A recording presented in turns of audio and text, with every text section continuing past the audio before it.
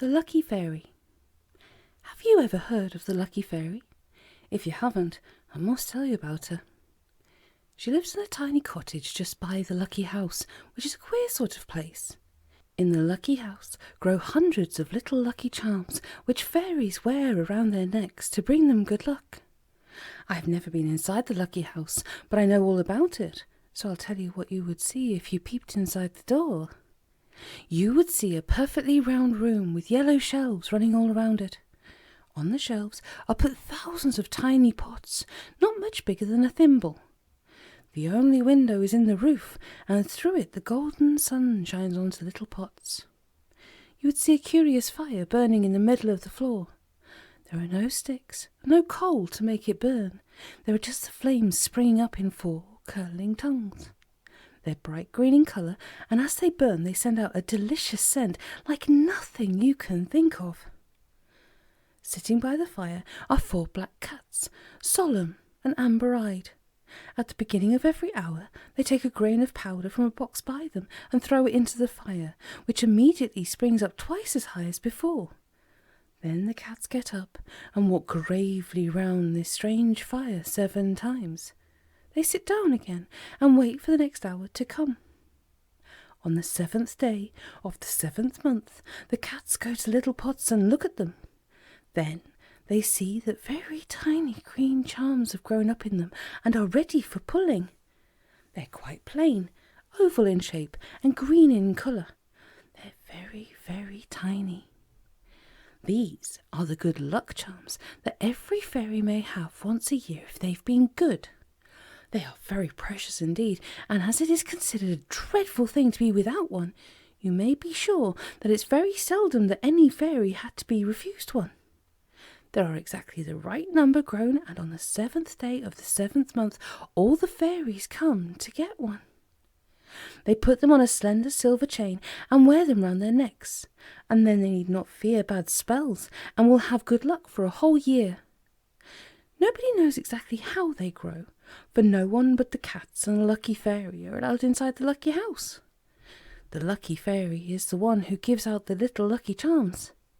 The fairies come to her cottage to get them, and show her a letter signed by the Fairy Queen to say they've been good, and then the Lucky Fairy gives them a new charm. She keeps one for herself too, of course. Now for years and years the Lucky Fairy had managed her work beautifully. It was not difficult.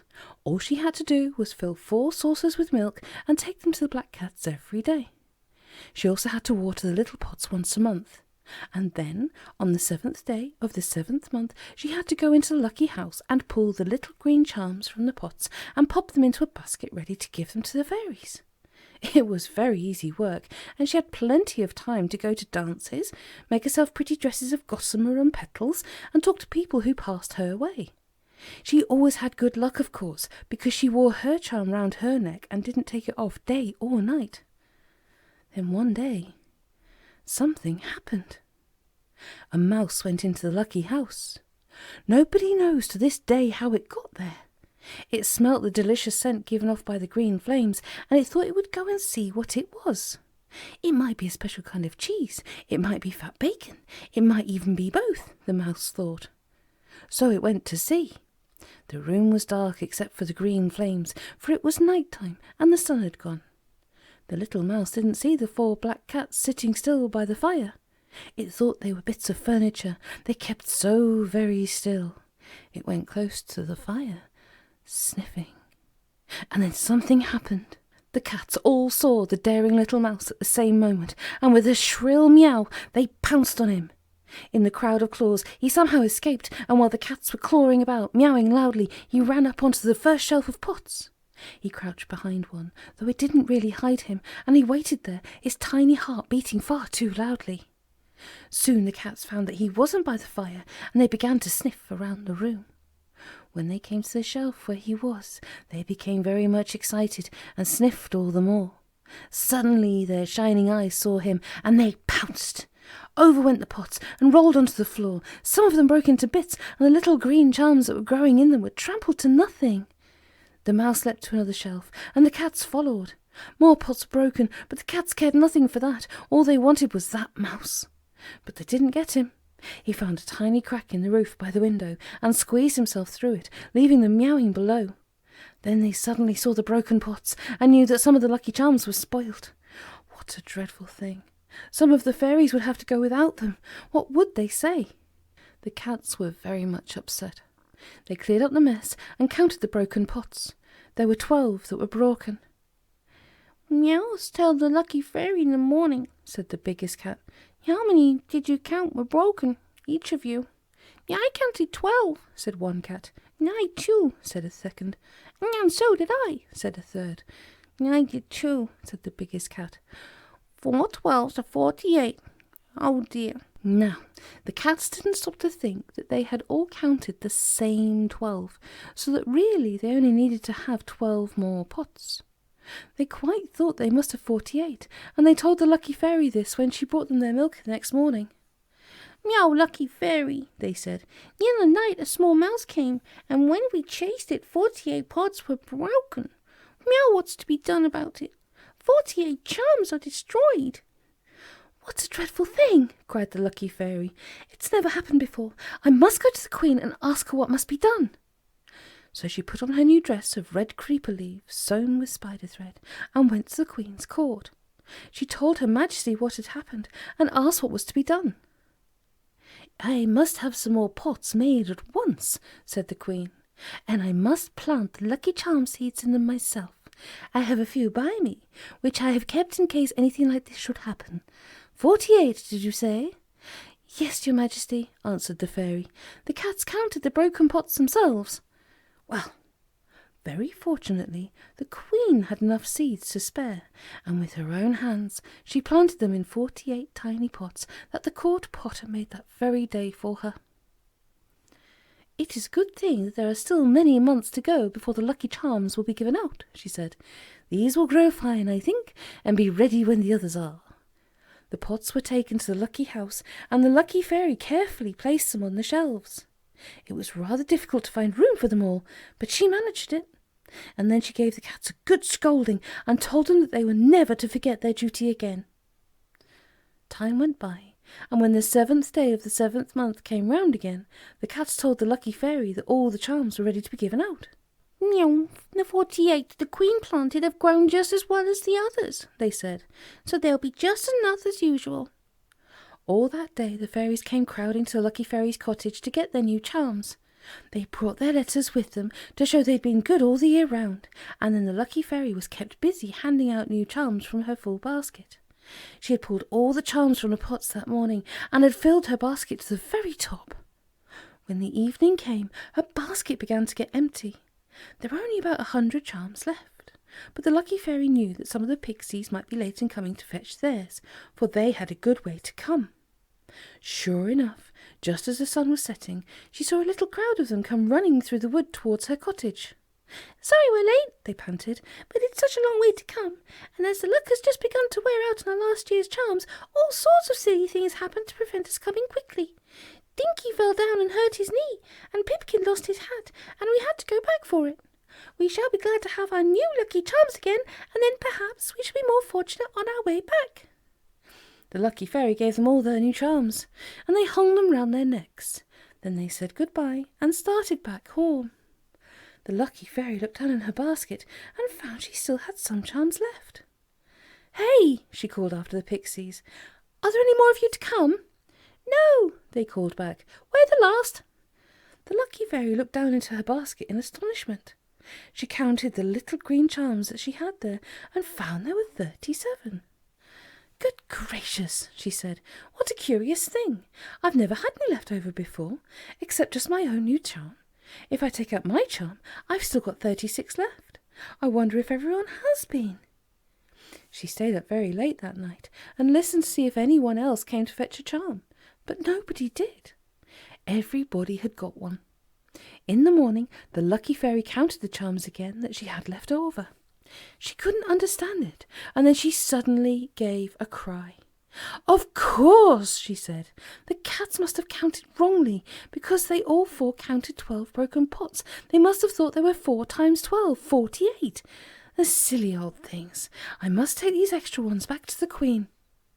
She took her own charm and slung it round her neck, and then a very naughty thought came into her head. Why not keep all the extra charms for herself, and wear them round her neck under her frock? No one would ever know, for only she herself knew that there were any left over. What a lovely lot of good luck she would have if she did that.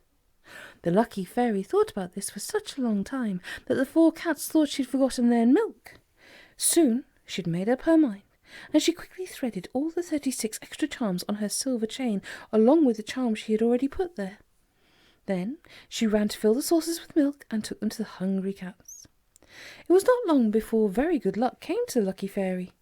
The next rainbow that came into the sky rested one of its ends just by her cottage. Of course, as you know, a crock of gold is always found at the rainbow's end, and when the lucky fairy saw it glittering so near, she took her little spade and dug hard. Soon she came to a crock of gold, the biggest ever found at a rainbow's end, and this made her very rich. Then, all in 1 week, 6 princes came riding by, and they each fell in love with her and begged her to marry them. She felt that perhaps a king might come, so she said no to them all. Not very long after that, she found an old red ring, and when she rubbed it, she found that she'd got a wishing ring. Could anything be luckier? The lucky fairy could now get everything she wanted. She was very proud and pleased, and at once wished a castle for herself and 100 little servants to do her bidding. She dressed in most wonderful dresses, and everyone was astonished at her good luck. It didn't stop there, and soon people began to wonder how it was that the lucky fairy had such marvellous things happening to her. Then one day, one of the black cats caught sight of the silver chain that the fairy wore, and saw with his sharp eyes the many lucky charms on it. He thought about it for a day and a night, and then he told the other 3 cats what he'd seen. "Meow, she has kept too many charms for herself," he said. "We must have counted wrongly this time we broke the pots." They talked about it for a long time, and then they found out their mistake. Only 12 pots had been broken, not 48. The naughty lucky fairy must have kept 36 extra charms for herself. "Well, tomorrow I will go to the queen and tell her," said the biggest cat solemnly. So after the lucky fairy had given him his saucer of milk, he walked out of the lucky house and made his way to the queen's court. He told his story to her and begged her pardon for having counted wrongly. "But where are the extra lucky charms, then?" asked the queen, puzzled. "The lucky fairy will know," said the cat. "She took all the charms from the pots as usual last time." At once the queen sent a message to the lucky fairy to go to her. She suddenly knew why the naughty little fairy had been so very, very lucky. What a dreadful thing to do, to take all the lucky charms for herself, thought the queen. I must scold her very severely. When the lucky fairy came to the palace, the queen sternly told her to take her silver chain from around her neck. The fairy began to tremble, for she guessed that the queen knew her secret. She took the chain from her neck and gave it to the queen. "I thought so," said the queen, taking it.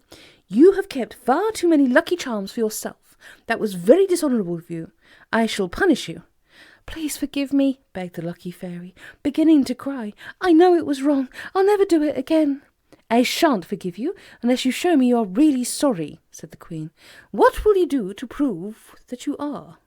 "Oh, I don't know," wept the lucky fairy. "I'll do anything. I'll give up all my lucky charms for 100 years, if you like. But please, let me still be the fairy who gives out the charms each year. I love my work, and I would hate not to do it. Please trust me still." "Very well," said the queen. "I will still trust you, but you must go without your own lucky charm every year, just to remind you of the naughty deed you've done. Won't hurt you to have a little bad luck for a change, after all the good fortune you've been having. You must give the spare to people who need them, and if ever there are any left over again, you must not keep them." "Yes, your majesty," said the lucky fairy, drying her eyes. "Whom would you like me to give them to?" "You might take them to the world of boys and girls," said the queen. "There are lots of children who could do with a little good luck. You must find a good place to hide them in, so that only people who search for them may have them. Now go and try to be good." The lucky fairy went away feeling very much ashamed of herself. She wondered whether she could hide the little green charms. She wandered on and on until she came to our world, and she sat down in a green meadow. and there at her feet she saw green clover growing, with its 3 tiny leaves spreading out in the sun. "Why, the leaves of this plant are exactly like my little green charms!" cried the fairy in surprise. "This would be a good place to hide them." So she carefully fastened one of the charms onto a clover leaf. When she had finished, you couldn't tell which was a charm and which was clover. "A 4-leaf clover!" she cried. "That should be very lucky for whoever finds it. Now, I'll go and find another patch of clover and hide another charm there too." Off she went, and very soon she had fastened all her charms onto clover leaves, making 4-leafed clovers. When she had finished, she flew back to her cottage, for she no longer had her castle, and vowed she would never do a naughty thing again. Whether she did or not, I don't know, but every year she hides whatever lucky charms are left over in patches of clover, and makes the 4-leafed clovers you sometimes find when you look hard enough. And if you ever find one, do keep it, won't you? Because it may bring you luck for a whole year. You won't know which of the leaves is the lucky charm from the lucky house, but it doesn't matter. There's plenty of luck about it, if only you'll keep it.